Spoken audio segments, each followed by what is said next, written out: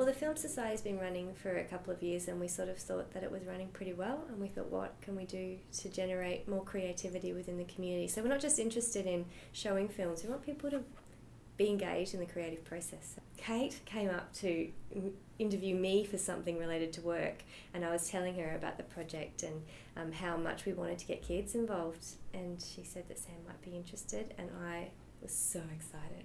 I mean, in my vision, we were going to have lots of kids participating in all the workshops, and that's just not how it worked out because schools are busy and it's hard to get things linked up. So Sam actually ended up being our only child participant.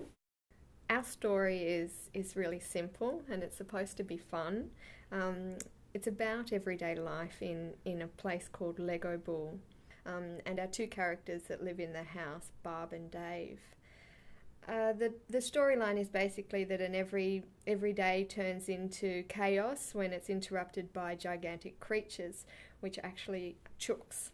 So in this little film, we aim to show the terror and the eeriness of being surrounded in your house, surrounded by gigantic creatures and trapped within the house. But of course, it's Lego and chooks, so it's also meant to be humorous. Working with the animals was really fun. Even just catching a chook to be in our movie is quite a fun thing for the boys. And then trying to get them to do what we want them to do on set was interesting. We had to sprinkle little bits of food around to initially get the little chickens to hang around the house. We used the animals for sound, so we had to sort of sneak up behind them and try and get the sounds when we could.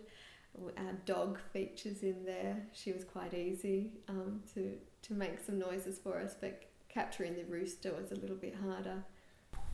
This is Rosie, and she's the chook that plays two scenes in the movie. The first scene is when she's walking around, you can only see the bottom half of her body. And the second scene is the same thing, but she lays a silver egg. Like in Warner Bull, there's the back at Fletcher Jones, the silver ball. So they built and they put the silver egg on top.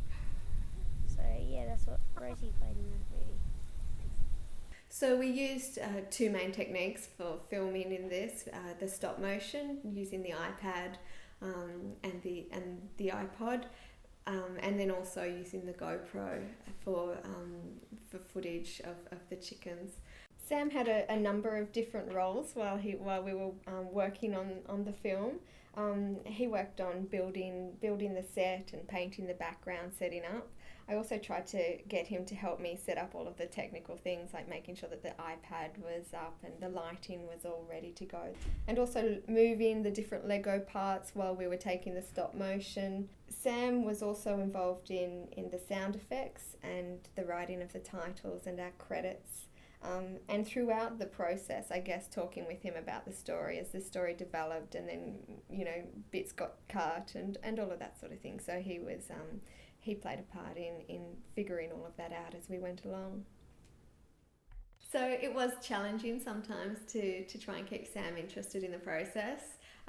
It was challenging for me sometimes too to stay interested in the process because it can take quite a while.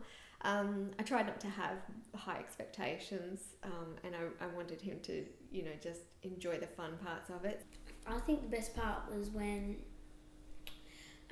the room was shaking and the house was shaking, and then you could see the chickens outside the window. When I got it finished, I was like, yes!